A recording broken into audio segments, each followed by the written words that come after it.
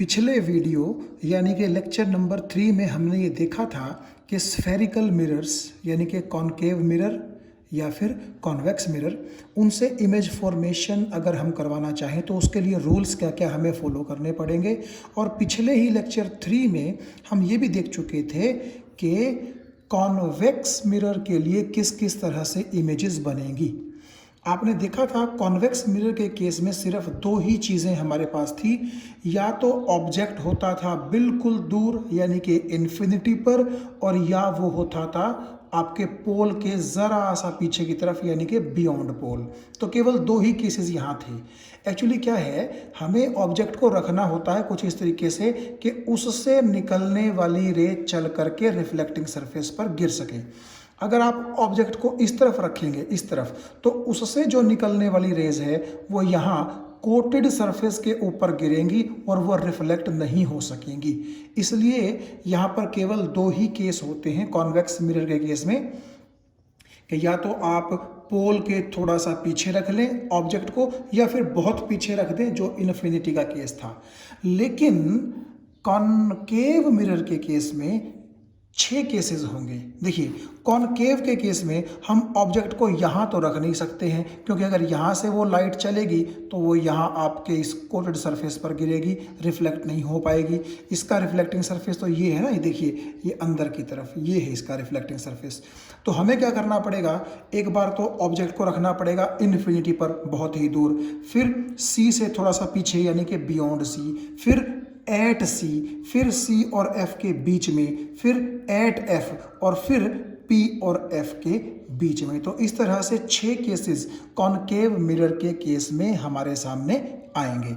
यहाँ पर केवल 2 केसेस थे कॉन्वेक्स के केस में, और यहाँ पर कितने केसेस होंगे, 6 केसेस। केसेस से मेरा मतलब है कि ऑब्जेक्ट को आप कहाँ कहाँ रखेंगे तो उसकी इमेज कहाँ कहाँ बनेगी। तो चलिए आइए आज हम शुरू करते हैं कॉनकेव मिरर्स के द्वारा इमेज फॉर्मेशन किस तरह होंगी उस टॉपिक को। देखिए, ये पहला केस है।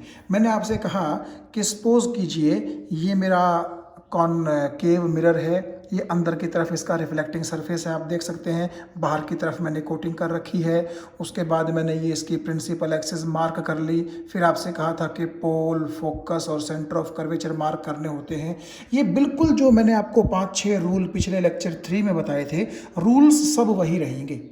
ठीक है जी, बस वहाँ आपका जो मिरर था वो कॉन्वेक्स था, यहाँ मिरर जो हो जाएगा वो कॉनकेव हो जाएगा। तो देखिए, सबसे पहला केस है, आपको मैंने बताया था कि ऑब्जेक्ट को हम रखते हैं प्रिंसिपल एक्सिस के ऊपर। हाँ, उसकी पोजीशंस जो हैं वो अलग अलग हो सकती हैं।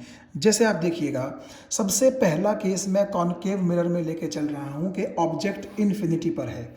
अब ऑब्जेक्ट इन्फिनिटी पर है, इसका मतलब क्या है, इसका मतलब ये है कि सेंटर ऑफ कर्वेचर से ऑब्जेक्ट को मैं इतना पीछे इतना पीछे इतना पीछे लेके गया हूँ कि वो आपके मिरर से इतनी दूर चला गया है कि आप मान सकते हैं कि वो ऑब्जेक्ट ऑलमोस्ट इन्फिनिटी पर है। और मैंने आपको बताया था कि अगर कोई ऑब्जेक्ट इन्फिनिटी पर है, लेक्चर 3 में ही बताया था कि अगर कोई ऑब्जेक्ट इन्फिनिटी पर है तो इसका सीधा सीधा मतलब ये होता है कि उस ऑब्जेक्ट से जो रेज आएंगी वो प्रिंसिपल एक्सिस के भी और खुद के भी पैरेलल होंगी। तो आप ये मान के चल लीजिए कि जब ऑब्जेक्ट इन्फिनिटी पर है तो वहाँ से जो ये रेज आई है, मैंने for sake of simplicity 3 rays ही दिखाई हैं, आप चाहें तो कितनी भी दिखा सकते हैं।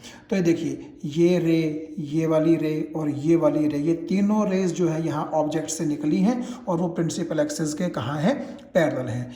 ये वाली रे का जहाँ तक सवाल है, आप देखिए, इसको चलते चलते चलते चलते ये रे इस पॉइंट पर इंसिडेंट हो गई, इस पॉइंट पर। अब इस पॉइंट पर अगर इंसिडेंट हो गई तो ये पॉइंट आपका क्या कहलाएगा, पॉइंट ऑफ इंसिडेंस। सबसे पहला काम क्या होता है, पॉइंट ऑफ इंसिडेंस पर नॉर्मल ड्रॉ करना, ताकि हमें ये पता चल सके कि कहाँ रे जो है वो रिफ्लेक्ट होगी।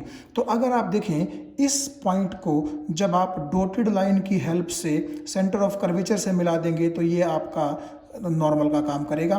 तो इंसिडेंट लाइट ने नॉर्मल के साथ ये जो एंगल बनाया, ये एंगल ऑफ इंसिडेंस है।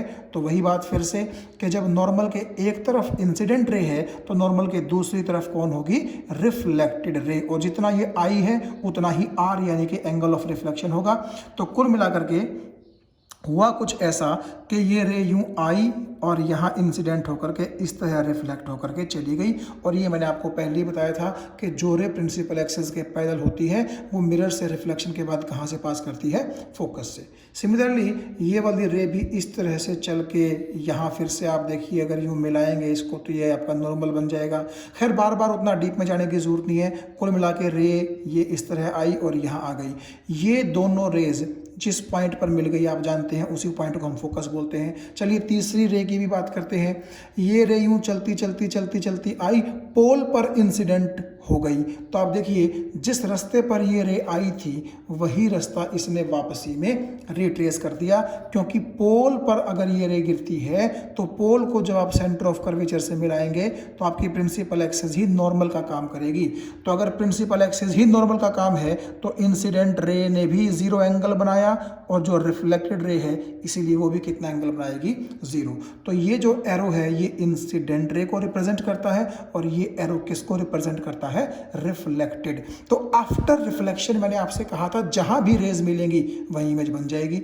तो ये रे रिफ्लेक्ट होकर के यहाँ आ रही है, ये यहाँ आ रही है, ये यहाँ आ रही है, तो तीनों रेज एफ पर मिल गई, एक्चुअल में मीट कर रही हैं। देखिए आप तीनों रेज, तो इसका मतलब है कि इमेज हमारी कहाँ बनेगी, इमेज हमारी बनेगी एट एफ।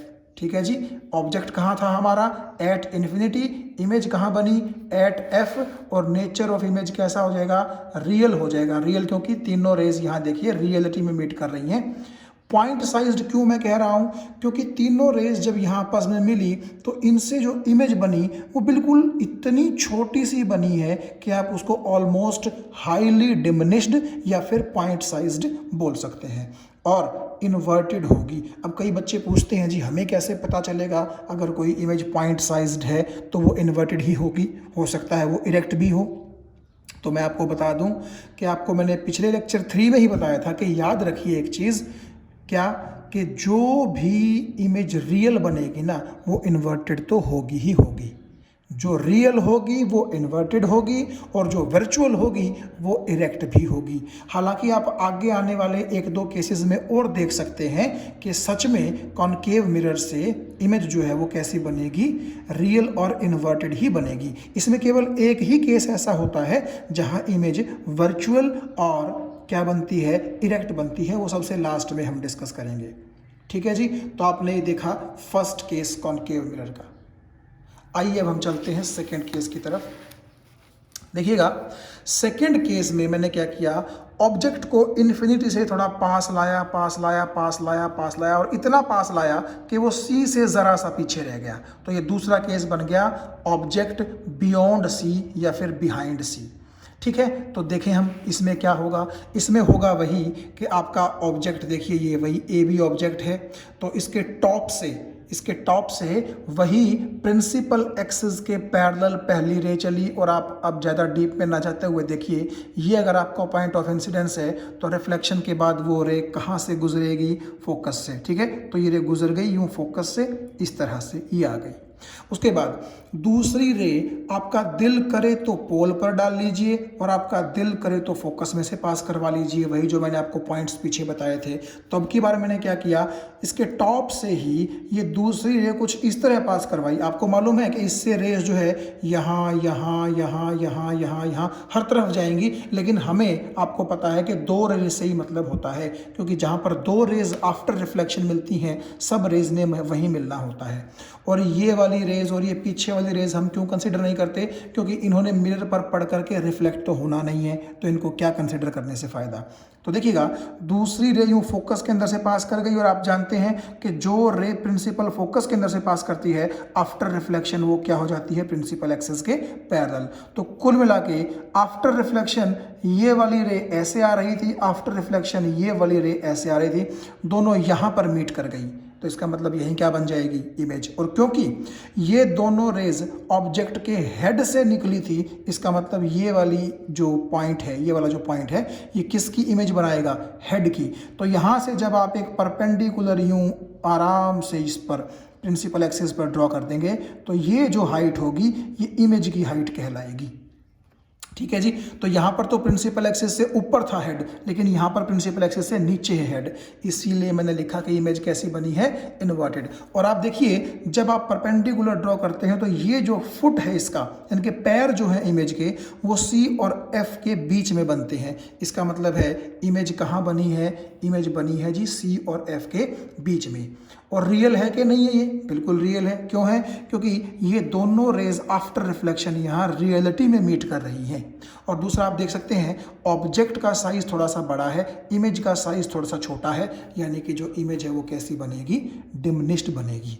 कहानी वही है, ऑब्जेक्ट को प्रिंसिपल एक्सिस के ऊपर खड़ा कीजिए, प्रिंसिपल एक्सिस के पैरेलल, फिर फोकस में से या फिर पोल में से या सेंटर ऑफ कर्वेचर में से किसी भी 3 पॉइंट्स में से किसी भी एक पॉइंट से होती हुई रे ड्रॉ कीजिए। दोनों रेज जहां रिफ्लेक्शन के बाद मिलेगी वहां इमेज बन जाएगी। उसके बाद उसका नेचर देख लीजिए। This was the second case. अब थर्ड केस आप देखिए, फिर मैं ऑब्जेक्ट को थोड़ा सा आगे सरका देता हूं कुछ इस तरीके से वो एग्जैक्ट सी के ऊपर आ जाए। तो देखिएगा अब की बार मैंने लिखा कि ऑब्जेक्ट कहाँ है, सी पर। चलिए इमेज देखते हैं कहाँ बनी है, इमेज देखते हैं कैसे बनती है, कहाँ बनती है। तो आप ये जरा गौर से देखिएगा कि ये आपका ए बी बिल्कुल सी के ऊपर रखा हुआ ये ऑब्जेक्ट है। तो पहली रे आप देख सकते हैं प्रिंसिपल एक्सिस के पैरेलल चली और वो रिफ्लेक्ट होकर के गई आपके फोकस में से कुछ इस तरह। दूसरी रे मैं पोल पे गिरवा लेता हूँ। चलिए इस बार तो ये पोल पर मैंने गिरवाई रे, तो जितना एंगल ऑफ इंसिडेंस बनेगा उतना एंगल ऑफ रिफ्लेक्शन बनेगा, क्योंकि आपका पॉइंट पी के ऊपर जब आप ये नॉर्मल ड्रॉ करोगे तो प्रिंसिपल एक्सिस ही नॉर्मल का काम करेगी। तो आई और आर बराबर होंगे, तो नॉर्मल के एक तरफ इंसिडेंट रे है, दूसरी तरफ आपकी रिफ्लेक्टेड रे होगी। तो ये रे चलती चलती चलती ऊपर से जो रे आ रही थी प्रिंसिपल एक्सिस के पैरेलल वाली जो रे थी रिफ्लेक्ट होकर के, वो दोनों आपस में यहाँ मिलेंगी। तो अगर ये हेड से रेस चली थी तो नेचुरली ये भी क्या होगा, हेड होगा।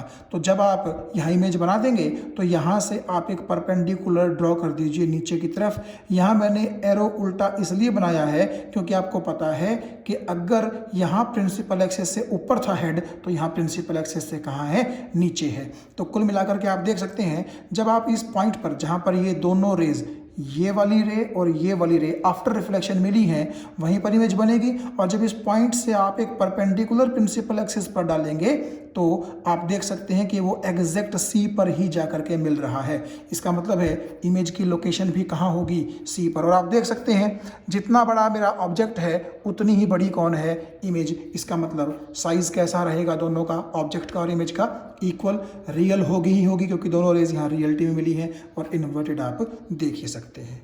ठीक है जी। तो 3 केसेस हो गए। आइए 3 केसेस के बाद चौथे केस की तरफ ज़रा एक बार रुख करते हैं।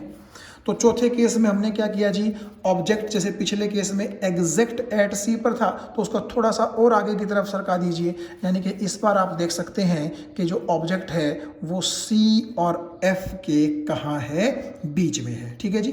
बीच का मतलब ये नहीं होता कि एग्जैक्ट बीच में हो, वो यहाँ भी हो सकता है, वो यहाँ भी हो सकता है, मतलब रहेगा सी और एफ के बीच में। चलिए तो ये हमारा ए बी ऑब्जेक्ट है, इससे पहली रे ऑब्जेक्ट के टॉप से प्रिंसिपल एक्सिस के पैरेलल वो आपकी फोकस में से पास कर गई, आप देख सकते हैं। दूसरी रे मैंने टॉप से ही ले ली, पोल पर डाल दी, तो वही बात है जितना आई होगा उतना आर होगा, उस हिसाब से वो चलते चलते चलते चलते ऐसे आ गई। और यहाँ आप देख सकते हैं दोनों रेज ने इंटरसेक्ट किया, इसका मतलब यही इमेज बनेगी। यहाँ से जब आप परपेंडिकुलर डाल देंगे तो आप साफ देख सकते हैं कि पहले हेड प्रिंसिपल एक्सिस से ऊपर था, अब की बार हेड जो है ऑब्जेक्ट का हेड ऊपर था, इमेज का हेड नीचे है। इसका मतलब इमेज कैसी बनी है, इन्वर्टेड बनी है। दूसरा, क्योंकि दोनों रेज रियलिटी में मीट कर रही हैं तो इमेज रियल है और ऑब्जेक्ट के साइज के मुकाबले में बड़ा साइज है, इसलिए एनलार्ज्ड है। और बिहाइंड सी बनी है, क्योंकि आप देखिए ऑब्जेक्ट तो मेरा सी और एफ के बीच में है, लेकिन जो इमेज आप देख सकते हैं जब यहाँ से आप परपेंडिकुलर डालेंगे तो ये जो ऑब्जेक्ट की इमेज के ये जो पैर हैं, जो फीट हैं उसके, वो सी से पीछे की तरफ है, पीछे की तरफ। तो आप बिहाइंड सी या बियॉन्ड सी भी इसको लिख सकते हैं, बियॉन्ड सी। तो पीछे की तरफ है, लेकिन ये बड़ा इमेज बना है, एनलार्ज्ड है, इन्वर्टेड है और रियल है। तो देखिएगा सेम तरीका है, ठीक है। इसके बाद 4 केसेस अगर हमारे हो गए तो अब मैं आ जाता हूँ 5वें केस पर। 5वें केस में आपने देखा कि जब पहले मैंने C और F के बीच में रखा था, अब मैं उसको थोड़ा सा पोल की तरफ सरका के ले गया और उसको एग्जैक्ट कहाँ रख दिया, मैंने एट F रख दिया। अब यहाँ क्या होगा, देखिए ये चीज़ थोड़ी सी समझने लायक है।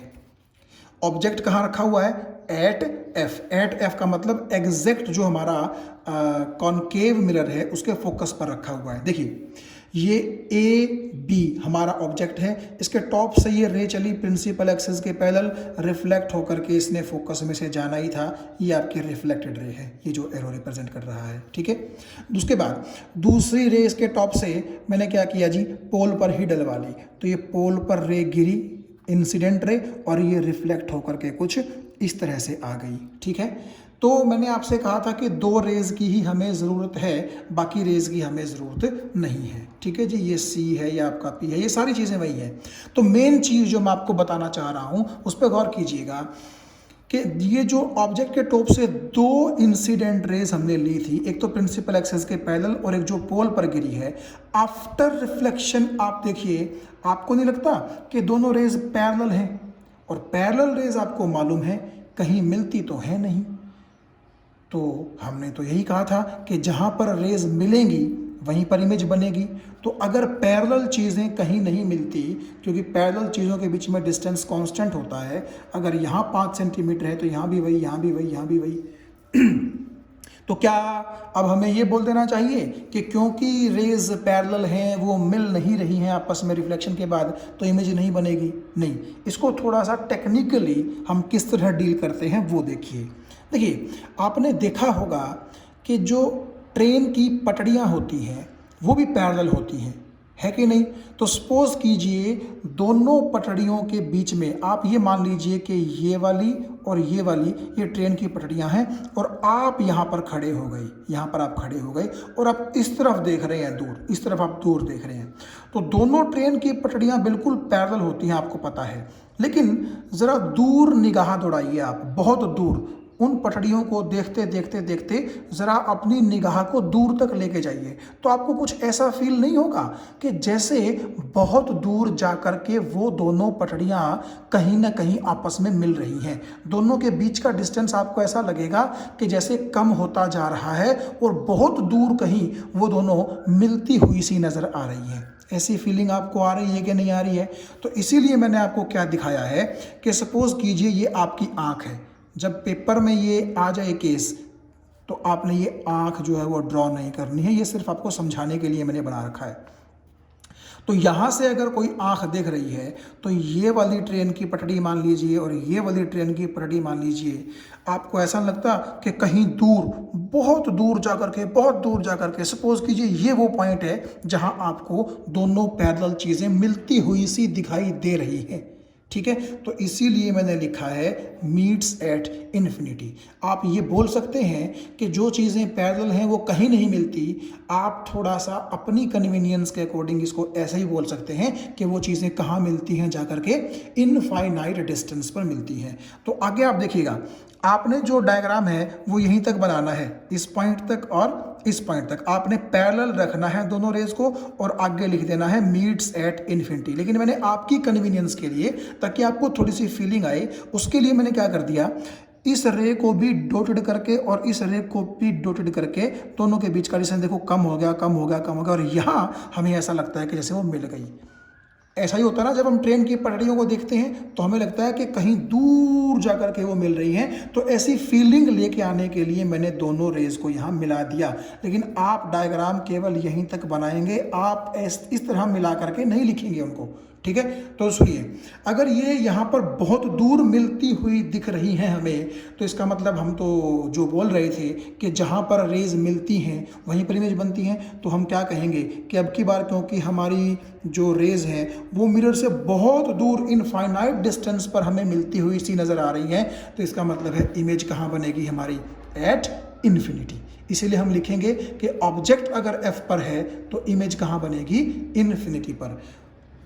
अब कई बच्चे सवाल करेंगे ये मिल तो नहीं रही हैं, आपने तो जस्ट एक ये बोल के चलिए जिस तरह से हमें मिलती हुई नज़र आती हैं ट्रेन की पटरियाँ, हम ऐसे इनको मिला देते हैं, तो आपने ये इमेज को रियल क्यों लिख दिया। देखिए, वर्चुअल शब्द हम केवल तभी इस्तेमाल करते हैं जब हम रेज को पीछे की तरफ बढ़ा करके धक्के से मिलाते हैं, ठीक है। तो क्योंकि हम यहाँ पीछे नहीं बढ़ा रहे हैं इनको, ये आगे की तरफ चली जा रही हैं, और यहाँ से देखने पर हमें ऐसा लगेगा कि जैसे उनके बीच का डिस्टेंस कम हो गया, और यहाँ वो क्या हो गई, मीट हो गई, तो इसलिए हम इमेज को क्या बोलेंगे, रियल। और क्योंकि अगर इस पॉइंट पर इमेज बन रही है तो यहाँ से आप एक परपेंडिकुलर जब ड्रॉ करेंगे तो आप देखिए बहुत बड़ी सी इमेज बनती है ऑब्जेक्ट के मुकाबले, इसीलिए इमेज एनलार्ज भी होगी और इन्वर्टेड भी होगी। क्योंकि ये रेस चली थी हेड से, तो ये इमेज हेड की ही है। हेड पहले प्रिंसिपल एक्सिस से ऊपर था, अब की बार प्रिंसिपल एक्सिस के कहाँ है, वो नीचे है। ये बात आपको समझ में आ गई, इसलिए हम इमेज बोलेंगे कि इन्फिनिटी पर बनी है, और वो रियल बनी है, उल्टी बनी है, इन्वर्टेड, और काफ़ी एनलार्ज्ड बनी है। तो बच्चों, जब आप एग्ज़ाम में इसको बनाएंगे तो ना तो आपने ये आँख बनानी है, और ना ही आपने इस तरह से ये डॉटेड लाइन करके इनको मिलता हुआ दिखाना है, और ना ही ये इमेज आपने दिखानी है। जस्ट आपको समझाने के लिए मैंने ये वाली चीज़ और ये वाली चीज़ बनाई थी। आपने एग्ज़ाम में इनको ड्रॉ नहीं करना, आपने सिंपली लिखना है कि पैरेलल रेज बहुत दूर यानी कि इन्फिनिटी पर जा कर के मिलेंगी, इसीलिए इमेज इन्फिनिटी पर बनेगी। और क्योंकि वो हेड से चली थी और हेड प्रिंसिपल एक्सिस के नीचे है, तो आपकी इमेज इन्वर्टेड होगी। और क्योंकि हमने उनको पीछे की तरफ धक्के से नहीं बढ़ाया है, इसलिए हम ये मान के चलेंगे कि इमेज रियल बन रही है, और काफ़ी बड़ी इमेज बनती है, तो इमेज कैसी होगी, एनालाइज्ड होगी। यहाँ लगे हाथों में एक चीज़ आपको और याद करवा दूँ। देखिए, आप याद कीजिए, जब ऑब्जेक्ट इन्फिनिटी पर होता था तो इमेज फोकस पर बनती थी, और जब ऑब्जेक्ट फोकस पर है तो इमेज कहाँ बनती है, इन्फिनिटी पर। ये दोनों चीज़ें आप अपने दिमाग में ज़रूर रखिएगा। अब लास्ट केस इसका आ जाता है। लास्ट केस में आप क्या कहेंगे कि हम ऑब्जेक्ट को फोकस से भी आगे ले गए। देखिए, पोल पे तो उसको रख पाना पॉसिबल नहीं है, क्योंकि अगर आप उसको पोल पर रख देंगे तो आपको जो लाइट है वो इस कोटेड सरफेस पर जो है डालनी पड़ेगी, जो रिफ्लेक्शन नहीं प्रोड्यूस कर पाएगी। तो इसीलिए हम उसको F और P के बीच में ही रखेंगे, ठीक है। तो ये लास्ट केस हमारा रहेगा। तो इसमें क्या रहेगा, आप ध्यान से देखिए ज़रा। ये वही है हमारा F और P के बीच में AB ऑब्जेक्ट मैंने रख दिया। पहली रे प्रिंसिपल एक्सिस के पैरेलल, और रिफ्लेक्शन के बाद वो फोकस से होकर के चली गई, और दूसरी रे मैंने पोल पर गिरवा दी, वही IR वाला कॉन्सेप्ट होकर के ये रे आपकी इस तरह से रिफ्लेक्ट हो गई नीचे। आप देख सकते हैं पिछले केस में दोनों रेज पैरेलल थी, मगर यहाँ ये रेज आपको डाइवर्ज करती हुई नजर आएंगी। डाइवर्ज का मतलब है एक दूसरे से दूर जा रही हैं। सच में देखिए, ये इस तरफ जा रही है, ये इस तरफ जा रही है, यहाँ इनके बीच का डिस्टेंस कम है, फिर ज़्यादा ज़्यादा ज़्यादा ज़्यादा बढ़ रहा है, तो डाइवर्ज कर रही है ये रेज। तो आपको समझ में आ गया होगा कि इस तरफ तो ये मिलने से रही, इसलिए हमें इनको कहाँ बढ़ाना पड़ेगा, पीछे। और अब देखो क्योंकि आप इनको पीछे धक्के से बढ़ा रहे हैं, इसीलिए इमेज को मैंने क्या लिखा है, वर्चुअल, रियल नहीं लिखा है। अगर ये आगे की तरफ पैरेलल होती तो हम रियल लिख देते, ठीक है जी। तो आपने क्या किया, इस रे को पीछे बढ़ा दिया इस तरह से, इस रे को पीछे बढ़ा दिया इस तरह से, तो दोनों रेज यहाँ पर हमें मीट करती हुई नजर आएंगी। तो इसका मतलब ये हुआ कि ऑब्जेक्ट का हेड प्रिंसिपल एक्सिस से ऊपर था, तो इमेज का भी प्रिंसिपल एक्सिस से ऊपर है, तो इसलिए अब की बार मैं रखूंगा कि इमेज कैसी बनी है, इरेक्ट। और ऑब्जेक्ट की साइज की तुलना में इमेज का साइज आप देखिए बहुत बड़ा है। क्यों, जब आप यहाँ से परपेंडिकुलर नीचे डालेंगे प्रिंसिपल एक्सिस पर, तो आप देखिएगा ऑब्जेक्ट का साइज छोटा है, इमेज का साइज बड़ा है, तो इमेज कैसी बनेगी, एनालाइज्ड और बिहाइंड मिरर बनी है। देखिए, ऑब्जेक्ट हमारा F और P के बीच में था, लेकिन आपके मिरर के पिछले हिस्से पर बनी है इमेज, तो इमेज के केस में मैंने लिख दिया लोकेशन ऑफ इमेज में बिहाइंड मिरर, ठीक है।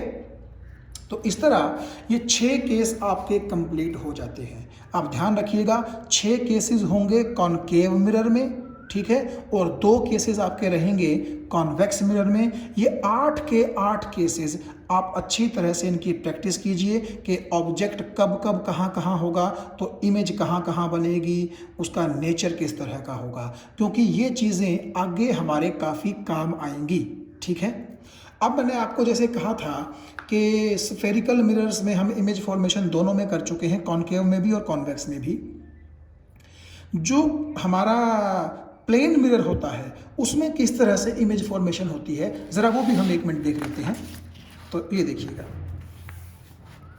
ये देखिए, ये आप समझिए कि ये जो ए बी मैंने आपको रिप्रेजेंट किया है ये एक प्लेन मिरर है, और ये जो डैश डैश डैश आपको दिखाई दे रहे हैं आप समझ गए होंगे ये आपका कोटेड सरफेस है, और जो ये अगला सरफेस है ये बिल्कुल वेल पॉलिश्ड, स्मूथ और प्लेन है, इसको हम बोलते हैं रिफ्लेक्टिंग सरफेस। ठीक है, जहाँ पर लाइट पड़ करके रिफ्लेक्ट हो जाएगी, रिफ्लेक्शन के लॉज यहाँ लगेंगे।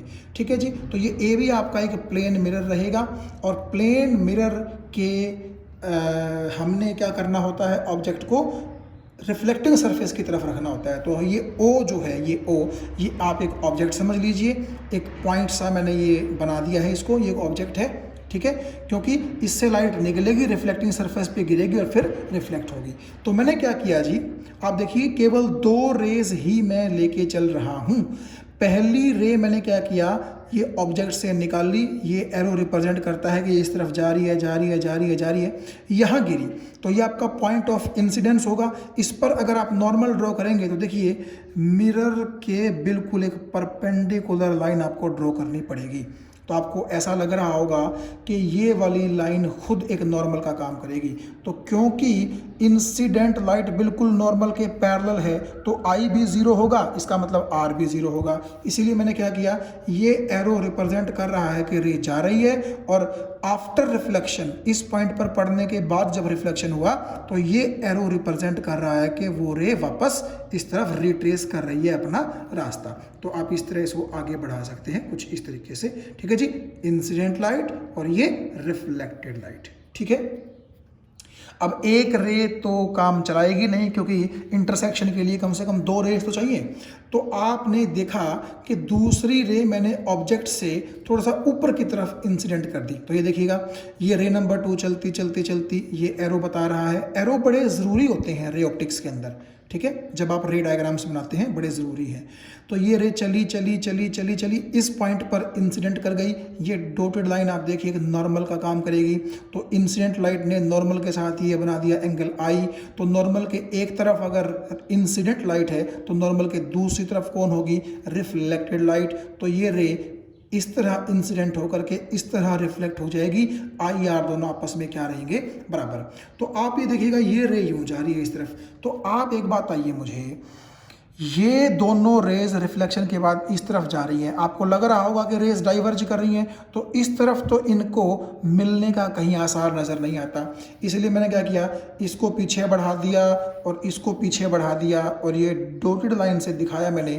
तो आपको लगा कि ये पीछे बढ़ करके ये पीछे बढ़ करके यहाँ मिल गई, तो यहाँ पर मैंने लिख दिया आई, क्योंकि यहीं पर क्या बनेगी, इमेज। तो आप देख सकते हैं कि अगर मिरर से आपकी दूरी 1 फीट है तो आपकी इमेज भी आपको कितने फीट पर दिखाई देगी, 1 फीट पर। ये चीज़ आपने महसूस की होगी। अगर नहीं महसूस की तो ज़रा प्लेन मिरर के आगे आप खड़े हो जाएं और आप देखिएगा, आप शायद महसूस कर पाएंगे कि जितना दूरी आपकी है मिरर के रिफ्लेक्टिंग सरफेस से, आपको लगेगा कि मिरर के अंदर की तरफ आपकी इमेज भी लगभग उतनी ही दूरी पर बनी है। लगभग नहीं बल्कि एग्जैक्टली उतनी ही दूरी पर बनी है। लगभग शब्द मैं यहाँ इसलिए यूज़ कर रहा था कि आपके पास एग्जैक्टली मेजर करने का कोई साधन होता नहीं है, तो आप एक जस्ट अंदाज़ा लगा सकते हैं। ठीक है, तो यहाँ पर रिफ्लेक्शन के बाद रेज को मिलने का कोई चांसेस नहीं था, तो हमने इनको पीछे बढ़ा दिया। तो क्योंकि पीछे आपने धक्के से बढ़ाया है इसलिए इमेज वर्चुअल बनेगी, सेम साइज़ की बनेगी। सेम साइज़ का मतलब था कि अगर पॉइंट सा था तो यहाँ पर भी क्या बना है, पॉइंट। ये आपने देखा ही होगा, जब आप प्लेन मिरर के सामने खड़े होते हैं तो आपकी इमेज ना बड़ी बनती है ना छोटी बनती है, चाहे आप कितना भी आगे पीछे हो लीजिए। ठीक है, और बिहाइंड मिरर बनी है एट इक्वल डिस्टेंस, मिरर के पीछे बनी है। तो मैं आपसे पहले ही कह रहा था कि अगर ये डिस्टेंस 1 फीट है तो ये डिस्टेंस भी कितना होगा, आपका 1 फीट होगा। आप अगर चाहें कि यार मैं तो तीसरी रे भी चाहता हूं कि एक ले लूं, तो आप ऐसा कीजिए, नीचे की तरफ एक तीसरी रे इस तरह ले चलिए। तो आप देखिएगा जब इस पॉइंट पर आप नॉर्मल डालेंगे तो अगर आपका ये एंगल ऑफ इंसिडेंस है और नॉर्मल के एक तरफ इंसिडेंट रे है, नॉर्मल के दूसरी तरफ रिफ्लेक्टेड रे है, तो ये तीनों डाइवर्ज कर रही हैं। तो जब आप इसको पीछे बढ़ाएंगे तो ये रे भी आपको यहीं से आती हुई नजर आएगी। यानी कि रेज आप कितनी भी ले लीजिए, मिलना उन्होंने रिफ्लेक्शन के बाद एक ही पॉइंट पर है, या वो रियल में मिले या फिर उनको पीछे बढ़ा करके मिलाना पड़े। इसीलिए हम जनरली 2 रेस से ही काम चला लेते हैं, तीसरी रे चौथी रे की जनरली ज़रूरत नहीं पड़ती है हमें। ठीक है, तो ये आप देख सकते हैं image formation by plane mirror. तो मिरर के पीछे वर्चुअल इमेज बनेगी, सेम साइज की बनेगी, सेम डिस्टेंस पर बनेगी और बिहाइंड दी मिरर बनेगी। Thank you.